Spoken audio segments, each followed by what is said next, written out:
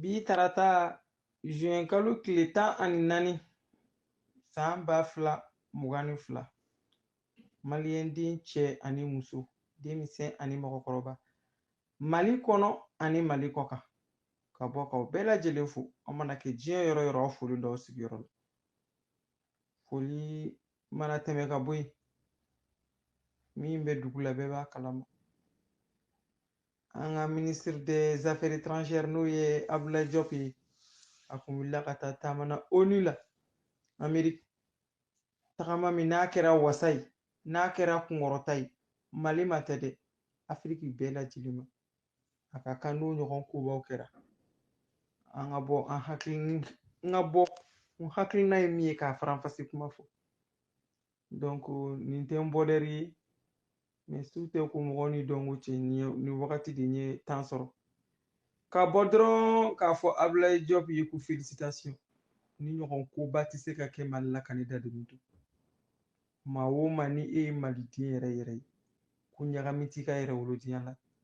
n'i ye africain den yɛrɛ yɛrɛ ye ko ɲagami t'i ka africain denya la nin ko in a kan ka se bɛɛ ni ma bɛɛ kan k'i ka nisɔndiya n'i ka wasa yira k'a ta mun ma kabili ko in kɛra fan fila yɔrɔ min na Afiriki bɛɛ Afiriki mɔgɔ o mɔgɔ bɛ kuma Afiriki maa man bɛ yen n'i ka farafinya ani farafinna kanu b'i dusukun na a bɛɛ bɔra ka fɛn dɔ fɔ ko min kɛra ko ka bon kojugu a taara ka taa kuma min fɔ k'i ɲɛ waga a ma jɔ a yɛrɛ la a ma jɔ Mali la a ma bila kunna k'a fɔ ko ale taara jamana min ka ci la ko jamana in tɛ jamana belebeleba ye a bɛ jama min cɛ la o mɔgɔw ɲɛna a taara jamana min ka kuma la k'a yira ka jamana in ye fantan jamana de ye ka d'a kan ni minnu kun sigilen bɛ kuma la olu ɲɛna jamana in tɛ jamana jatelenba ye olu bolo mais a y'a yira k'a fɔ ko yen de y'a faso ye ko mɔgɔ si t'i faso yira ni numankuru ye ale nana ka n'a faso kan de fɔ a ma tamakiya a ma jɔ a yɛrɛ la a ma jɔ a faso la maa minnu bɛ a m'u bila a yɛrɛ ɲɛ mɔgɔninfin tɛ kɛ foyi ye i yɛrɛ kɔ sinon a cira de mais n b'o de fɔ n ka kuma la ci bɛ don maa caman da a fɔda t'i bolo fɔda de sɔrɔla a bolo k'a fɔ a ye dɔrɔn ko bravo ka tila k'a fɔ a ye tuguni ko bravo vraiment kuma tɛ n da ni kuma tubabuw ko ten ça dépasse tous les commentaires ni lakamu yɔrɔ tɛ nin na quoi nin tɛmɛna nin bonyana trop lakamuni ma maa tɛ ɲɛ n'a ma dɔ fɔ yɛrɛ ci de don mais yɛrɛ ci kɛko ɲuman ani tanu de dara ka Diop fo yan ka Diop wale ɲuman dɔn vraiment a ye Afiriki bɛɛ kunna wolo n y'o de fɔ kabini nin transition depuis nin transition Asimi nana fo bi an disi wagalen de bɛ taama an kunkɔrɔ talen de bɛ taama walayi ni mɔgɔw y'i ye k'i fo k'a fɔ Mali aw kɔni taara o mana u b'o de fɔ n'u ye ne yɛrɛ ye dɔrɔn Mali Mali a bɛ ka Afiriki bɛɛ kunna wolo anw tun tɛ se ka da nin na o yɛrɛ de bɛ dɔ fara mɔgɔ si kan fo i tɛ jamanaden ɲuman ye vraiment nin ye dɔ an ka lawasa an lawasara de quoi don o don an kun dɔ bɛ fara kunkɔrɔta kan ni mɔgɔ min ma kɛ nin transition in fɛ fo ni t'i yɛrɛ fɛ walayi n'i ma kɛ nin fɛ dɔrɔn i t'i yɛrɛ fɛ i t'i bɔkolo fɛ walayi mɔgɔ tɛ se ka bɔ fɛn na ka tila ka ban o la quoi a ka hakili tɛ sɔn o ma a y'a jaabi a y'a ka discours karan tranquille a ma complexe a ma jɔ a yɛrɛ la a kunba si ma cɛ a y'a yira k'a fɔ u taara ekɔli min na ale taar'o la wa n'u bɛ dugu min na n'o de y'u bolo jamanaba ye wa ale fɛnɛ tonso n'a barajuru bɛ yɔrɔ min ye de ale ka jamanaba ye an b'o de nɔfɛ kuma man ca ko bɛɛ de ka k'i fa ye sa o de fɔra ko sagadenni bɔra saheli badenni bɔra saheli bɛɛ bɛ wuli fa jamana bɛɛ ka k'i fa ye dɔrɔn n'olu ka jamanaba ye Amérique ye u ka jamanaba ye Faransi an fɛnɛ ta ye Mali di c'est tellement nin de ka nɔgɔn ni fɛn bɛɛ a tilalen discours kalanni la an bɛ se k'a fɔ ko discours in préparé la Mali la ka na mais question minnu posera a kun ye olu ma préparé Mali la dɛ Mali mɔgɔw kun t'a dɔn ko question min bɛ poser a kun ne sara o yɔrɔ de la discours in tɛ dɛ mais question minnu posera a kun n'a y'u jaabi bonya kɔnɔ karama kɔnɔ hɔrɔnya ni yɛrɛwolodenya kɔnɔ ça fait a ye Ala ta de fɔ quoi tiɲɛ yɛrɛ yɛrɛ a ma maa fa nɛni a ma maa ba nɛni a ma don mɔgɔ la mais a ye min fɔ 12 don min tɛ se ka sɔsɔ a ye sɔsɔbali d'u ma ye k'a bɛɛ jaabi jele d'u ma a bɛ komi maliyɛn den kelen kelen de wulila ka t'u ka kuma jaabi ni n ko n bɛ nin kuma in fɔ n bɛ si k'a fɔ walayi n tɛ se kuma in ka diyara cogo min n tɛ se k'a fɔ ka s'a dan na quoi mais n bɛ kuma fila dɔrɔn ta k'an banbaw kan kuma yɛrɛ bɛɛ y'o ye aya ira limge ka fo ni ministre me to malla condition ni bala ate to malla jien kono ka France to anyemo ko yalla o be kana kam parce que o koni nu yo to malla ka France ko to anyemo ko yalla abe komi nu yere de kera gangare ku yere kono fara abe na lache parce que baro to abu tu mani nyuma yiku to abu desarati wallahi suka ko ka duguje to abu miri foite to abu hakilo be se kan ni fanga inda fri ko donc bolibato ni yo charge kuna na yasi na tria na yen to nunu nga nyemo ya soro minisima la nunu mena bara che jugu minga au bodo nga temenika donc ode ira rula minisima me to condition kili to abu bo nyemo ya la wa kana da ma ku na ya mine rema to abu to nyemo ya la wa to abu ka koro de munun kele man sigi nyoko nyi sous-préfet planton munun be ko président ou ka élément fe be ou ka soda si fe be i Macky Sall wo i Alassane Dramane Ouattara wo ayu ka soda su bela sigi mogo ibi jugu do be ti jugu terido ayu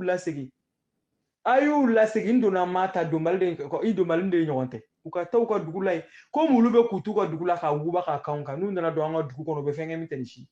ni Francis sona ka fo kale be son ka sigi net dalen dun to la jena Francis ka fo kale ulu be son luka bonye mo la pour que ministre manga toy net dalen to la mais si jamais na ma nyako Francis sonoma aka dala ka fo abi so ma de aka pion de bi o pion te dore ku munu na frambar ko ka wuli kuma be kuma do saraka fo i Macky Sall ni i Alassane Dramane ni i Ghana président nunu fo Nigeria dana ya mo tuyi na yulu koni toyi o ko France bi parce que ulu be miri ni France de ka hakilna ko fowi mais akoni France ka toyi ko ministre ma ka toyi ko France te ganya mo ko ne ma do la fongo fenai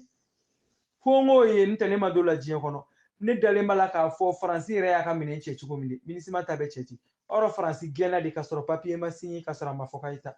parce que ulu bolo ala ulu da ulu ya onda na on kuluma kante jenini yedro ulu bolo wo yefandeni banen do manga fo ulu de tayawni u ya on mine jonya jurudi la donc ka fo ko on de ka imposer kulu titwala ubuka minen chene dale mbola donc amana ke chugo ala katanu juguma ye ka wanyu mandala o kuma mino foro jarani o kuma yere be mo ta kumba onila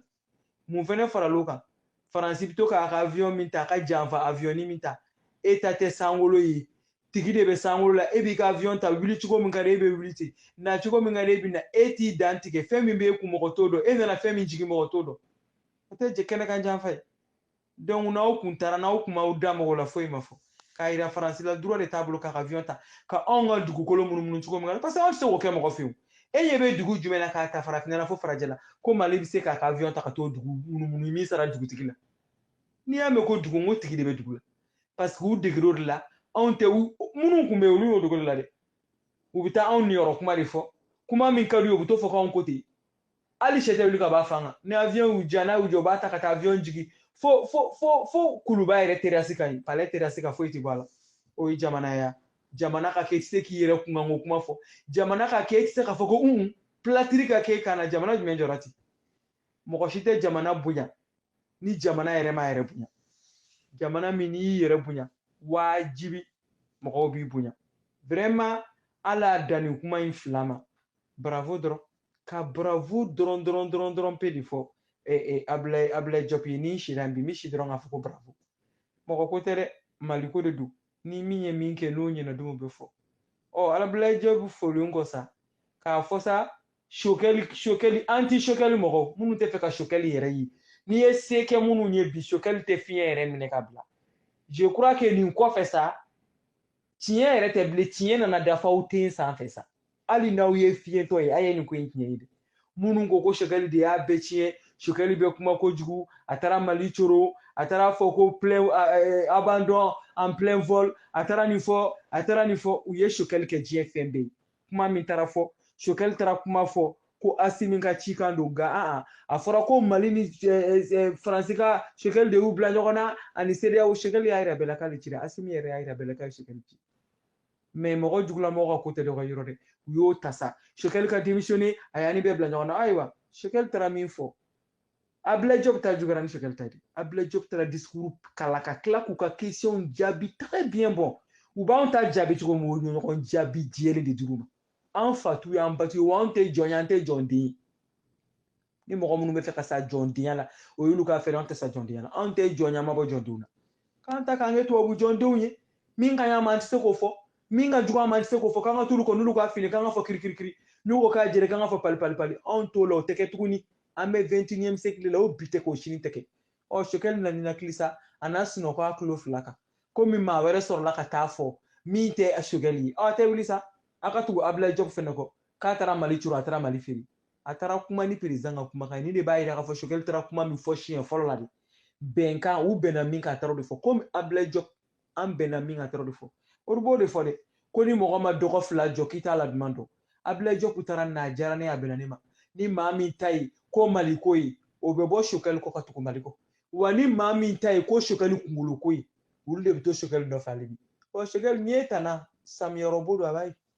Choguel mandaw ye dɛ n'a ma ni maa min i b'i ɲɛ fila ci i b'a ye Choguel ma diɲɛ wuli kuma foyi fɔ fo faso kuma jamana kunna wolo kuma jamana kunkɔrɔta kuma farafinna kunkɔrɔta kuma o de taara fɔ farafin den tɔw bɛ tɛgɛrɛ fɔ la kuma min fasoden jugu tubabu jɔn de bɛ Choguel sen b'u bolo k'a sama ni bɛɛ jɛra k'i sen sama n'i bolo fila bɛ Ala bolo wala i tɛ bi baduwaden jamana jɔden tɛ bi diɲɛ na Ala ɲɛna a ko o tubabu jɔnden a b'a ca an ka nakili wa Ablaye Diop i bravo n bɔra o kuma na ka bɔ ka Ablaye Diop de fo k'a waleɲuman dɔn walayi n'i ye ci kɛ ka ɲɛ i kan ka fo minnu mana ɲuman kan an b'olu fo walasa minnu bɛ juguman kɛ la o ka yɛlɛma ni n tilal'o ka foli la ko mɔgɔ kuma kelen fɔ ko tan ka fisa kuma si t'an fɔ ye n t'a bɛn ni Seydou Lamine cɛ Seydou Lamine kuma fɔr'i ye dɛ k'i ka bɔ k'an ma foyi faamuya lithium ko in na i ye papier dɔ sɛbɛn n t'a dɔn i y'a sɛbɛn ɲɛfɛn dɔ kolongo la ka na se ma yan ko tuti sɛbɛnnen b'a la tuti in dɛ i y'a sɛbɛn tubabukan na maliyɛn 80% tɛ tubabukan de mɛn a ɲininen b'i fɛ hali bi k'i ka bɔ i ka taa ORTM na i bɛ bamanankan mɛn t'o dun nka an bɛɛ da bɔra kan min na k'i ka taa fɔ maliyɛn min bɛ sɛnɛkɛyɔrɔ la o k'i to a ka daba kunna k'a mɛn k'a fɔ Mali lithium a dira cogo min na wa maliyɛn min bɛ ji kan ka mɔni kɛ o fana k'i to a ka kurunin kɔnɔ k'a mɛn an ka Mali dugu jukɔrɔ nafolo dira da min na Seydou Lamine n'an bɛ ɲɔgɔn na dɛ parce que i ka ko bɛ ka caya ne t'a dɔn n'i ye super maliyɛn de ye mais pourtant an ye transition in gasi de sigilen don an bolo ko n tɛ Seydou Lamine e y'i ta kuma jɛ a mɛnna parce que maliyɛnw ye min pardonné o ma pardonné ministre ye o kabili nana mɔgɔ san joli bi mɔgɔ tɛ ka n ka kuran sɔrɔ foyi tɛ ka n ka f'i ye miliyari 100 de bɔra ka don kuran ko ma ɲɛnabɔ fɛn ma f'i o la an b'o la kuma min kuran tɛ sɔrɔ ji tɛ sɔrɔ i ka directeur n'a ka adjoint taara ka taa V8 sortie 2022 V8 kura min dilanna 2022 la o de fɛnɛ sɔngɔ ka ca ni V8 bɛɛ ye olu taara o de san k'olu ka ɲ'o de kɔnɔ directeur donna kelen kɔnɔ a ka adjoint kelen dir'o ma e Seydou Lamine i tɛ se k'a fɔ k'i t'o kalama directeur tɛ se k'a fɔ ko taa papier sen na cogo di hali ministre des finances tɛ k'a fɔ k'o t'o dɔn an bɛ fɛ k'a dɔn n'a sɔrɔ ko EDM énergie directeur de jɔyɔrɔ yɛrɛ ka bon ni Assimi ta ye mɔgɔ ye Assimi ye V8 kɔnɔ mɔgɔ ye Choguel ye V8 kɔnɔ an ka ministre y'u ye V8 kɔnɔ EDM tɛ se ka kuran di mɔgɔw ma kuma min u tɛ se ka ji di mɔgɔw ma kuma min u tɛ se ka recrutement ɲuman kɛ kuma min o kuma de a ka directeur bɛ taa ka taa V8 sortie 2022 ka t'o sa u yɛrɛ ye o bɛ forage o wari fila fara ɲɔgɔn kan an k'a kɛ 80 millions ye o fila 160 millions o bɛ forage joli jɔ 160 millions bɛ forage joli jɔ ka minɔgɔ bɔ maliyɛn den joli la Mali kura tɛ nin ye dɛ Mali kura ma nin fɔ bɛɛ bɛ ka dɔn kɛ sen min kan énergie t'a dama ministère ye wa Seydou Lamine t'a dama ministre ye an bɛ ɲɔgɔn na dɛ anw bɛ transition fɛ an bɛ transition kɔ an bɛ transition bonya mais an bɛ tiɲɛ fɔ transition ye tiɲɛ fɔ teri tɛ teriya sa ni min y'a kɛ ka ɲɛ an bɛ bɔ ka tɛgɛrɛw fo kun wa ni min m'a kɛ ka ɲɛ an bɛ bɔ fɛnɛ k'a filenkolo ci kun Seydou Lamine i ka ko fɔ i ma ɲɛ kuran ma sɔrɔ ka di ji ma sɔrɔ ka di recrutement min kɛra 0 aw taara cɛkɔrɔba san 60 de ta an y'a fɔ f'an da bɛna fara an b'o kuma la a y'a fɔ an kɔnɔ n'a ko k'an ye cɛkɔrɔbaw de ta an ma tila fɔlɔ an natɔ don an bɛna se yan o kɛra jumɛn ye ka taa V8 kura sorti 10 fila labɔ 2022 directeur ka don kelen kɔnɔ a ka adjoint ka don kelen kɔnɔ jamana jumɛn jɔra ten Seydou Lamine tɛ se ka maliyɛn denw sɔn kuran na a tɛ se k'u sɔn ji la a tɛ se k'ala ka ministère surveiller ale ye ministère jumɛn bɛ yen min ka directeur ye ɲɔgɔn ka dɔ kɛ tari ne bɛ fɛ k'a dɔn Seydou Lamine ko in dɔɔni n'a sɔrɔ Seydou Lamine bolo dalen bɛ min ka Mali la k'a bila kunna Mali tɛ mɔgɔ ta ye dɛ an bɛ mɔgɔw bonya Mali tɛ mɔgɔ ta ye wa Seydou Lamine intérêt min b'i ye ka segin kɔ dɛ ni ministre kan ka changer bi do i ka segin kɔ an ma jɛna ye bi an ma jɛna ye sini an ka vérité ka minɛ k'a feere k'a wari don forage la k'a di an ka mɔgɔw ma maliyɛn denw ma u ka ji sɔrɔ ka min ne bɔra vocal la wa vocal mɔgɔ bɛ partage la